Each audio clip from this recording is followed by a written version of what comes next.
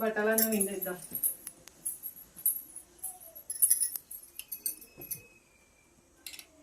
అన్నీ ఇన్నే పెడతాడు. పిండి ఏమైనా ఇస్తే ఏమవుతుందేమో.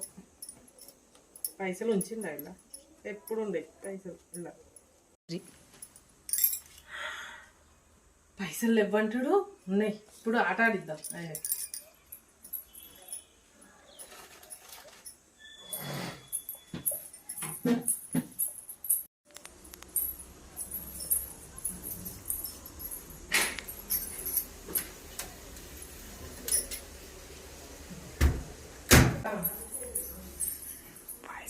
పుష్ప చాయ్ పెడదామా?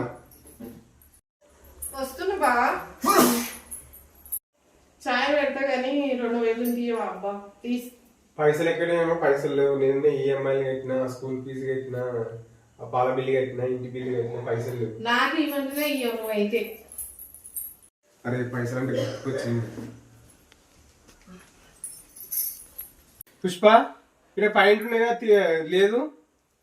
ఇంత ముందుకే మిషన్లో వేసినా కదా నీ ముంగట్ని. అందులో పైసలు ఉండే కదా. నేను అడిగితే పైసలు వేయలేమంటే అల్లేడు ఉన్నాయి పైసలు. ₹1 కూడా లేవు.